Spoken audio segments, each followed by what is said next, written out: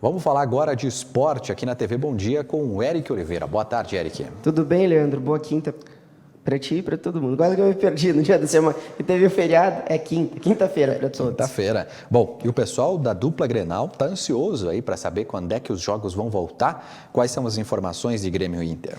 A dupla Grenal que acompanhou a Libertadores já em sua reta final, Palmeiras, Atlético Mineiro, ontem o Flamengo ganhou. Só que o foco, tanto do Grêmio como do Internacional, é no Campeonato Brasileiro. Vou começar com o Grêmio, Leandro, porque o Grêmio, depois de uma vitória importantíssima que foi construída lá dentro do estádio Maracanã, tirando aquele fantasma, exorcizando aquele fantasma, o Grêmio retomou os seus treinamentos no CT Presidente Luiz Carvalho, com o objetivo de ir atrás de mais uma vitória. O jogo que acontece lá no Paraná, Atlético Paranaense, será na Arena da Baixada e o Grêmio pode, com uma vitória, apenas dos 3 pontos, apenas uma vitória simples, sair da zona de rebaixamento. Desde que começou o Campeonato Brasileiro, nós falávamos muito dessas primeiras rodadas que foram terríveis para o Grêmio. Nas primeiras 10 partidas, o Grêmio teve apenas 2 pontos. Depois veio o Felipão e daí sim conseguiu dar um gás, uma esperança, e agora fez com que o Grêmio evoluísse para chegar nesse momento. Claro,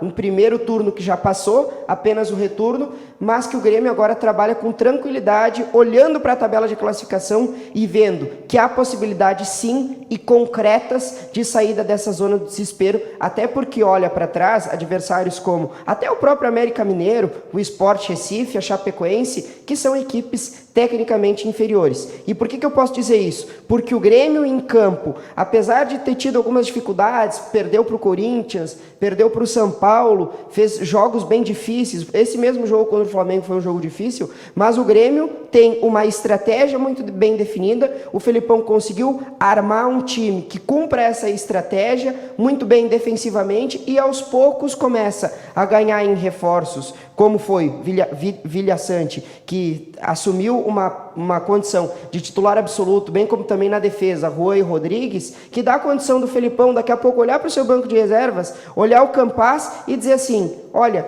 conforme o time for engrenando, o Campaz pode ser uma peça para ajudar na qualidade. Então, o Grêmio olha agora esse jogo contra o Atlético Paranaense com um pouco mais de leveza, até numa possibilidade do Douglas Costa, que é um jogador absolutamente diferenciado. E eu já falo do Douglas Costa para começar a falar do Internacional, porque o Tyson começou a treinar no CT Parque Gigante e a grande expectativa em cima do Internacional é que ele jogue a partida contra o Bahia no próximo final de semana. O Diego Aguirre enfatizou bastante na coletiva sobre a importância dessa sequência muito positiva do Inter. São 7 jogos, nos últimos 2 vitórias. Dessa vez encara o Bahia também dentro do estádio Beira-Rio, e aí o Internacional pode ter o retorno do Tyson. Yuri Alberto, que também falou ontem em entrevista coletiva, ele disse, olha, a hora que o Tyson entrar, ele é um jogador que ajuda muito o Internacional, que também tem, apesar de ter feito um jogo contra o Fortaleza, que venceu por 1-0, o Fortaleza impôs muitas dificuldades, deixando poucos espaços, e o Inter precisa daquele jogador para armar, que é o caso do Tyson. Bom, e ontem o Wanderson, na entrevista coletiva tradicional da dupla Grenal, falou sobre o momento do Grêmio. E o Yuri Alberto falou também sobre o momento do Inter. Nós vamos acompanhar agora na sequência a entrevista do Wanderson e depois do Yuri Alberto. Jogo importante contra a equipe do Flamengo no final de semana.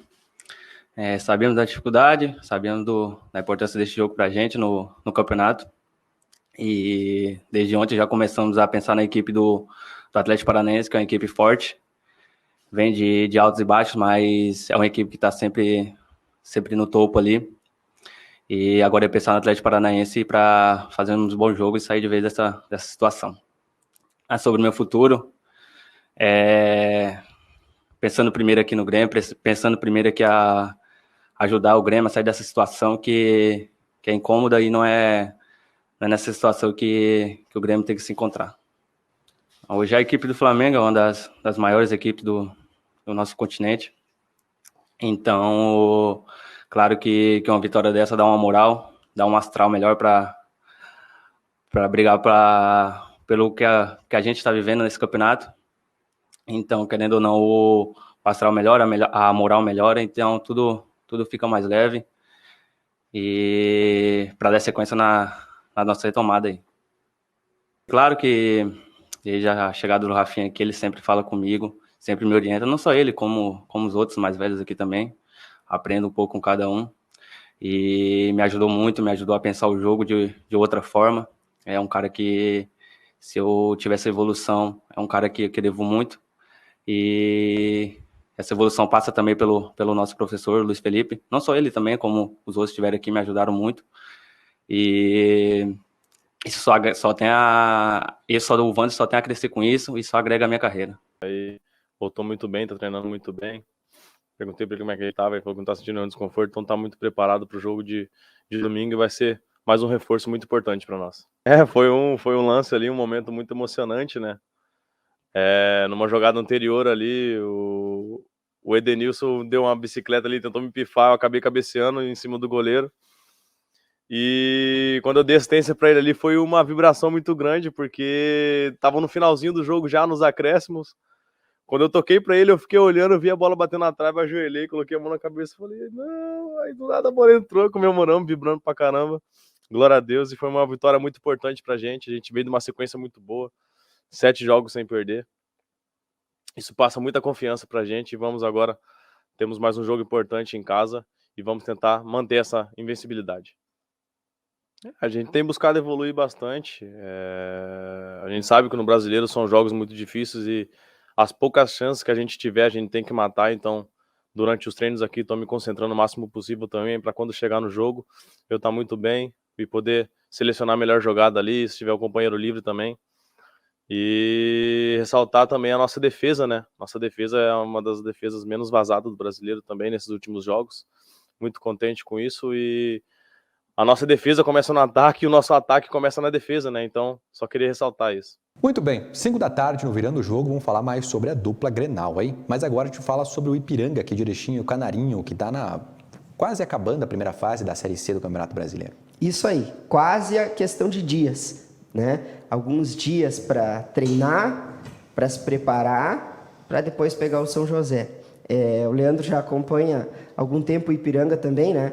Essa reta final decisiva da Série C para um clube que tem tantas dificuldades como é o caso do Ipiranga, que teve que fazer rifas, que tem uma folha de pagamento, em comparação com times como Criciúma, Figueirense, que é bem menor, quando termina a fase classificatória, e depois agora nós estamos indo para o quadrangular, a intensidade ela é muito maior. Porque se fala o ano inteiro nesse sonho do acesso.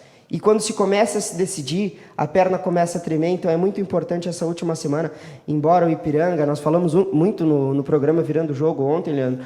Vai ser difícil conseguir esse segundo lugar. Porque precisa, além de vencer o São José lá no Passo da Areia, que é muito difícil, precisa de uma combinação de resultados, que o Ituano perca, que o Criciúma perca. O Criciúma pode ganhar até porque o Ipiranga se vencer, mas há uma combinação de resultados para o Ipiranga conseguir essa segunda colocação, o que eu já acho difícil. E muito porque jogar no Passo da Areia é terrível.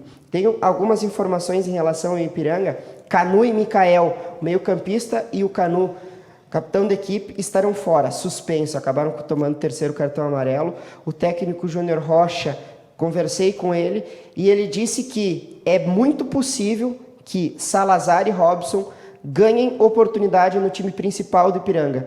Pela lateral esquerda, no último jogo contra o Ituano, ele optou por trocar o Jonathan. Eu não tenho informação se foi por uma questão técnica ou desgaste físico, mas ele colocou o Diego Porfírio, que fez uma partida exuberante. Então talvez nós possamos ver algumas mudanças no time do Júnior Rocha, e o interessante é que ele troca no segundo tempo do Ituano, mostrou isso, evidenciou isso, porque eu falei muito, o Ipiranga evoluiu no segundo tempo, muito talvez pelas mexidas do Júnior Rocha. Nós vamos falar mais ainda no programa Virando Jogo sobre isso, mas o Ipiranga tem um jogo contra o São José que pode, talvez, com uma vitória, dar muita confiança para a reta final decisiva do Campeonato Brasileiro Série C.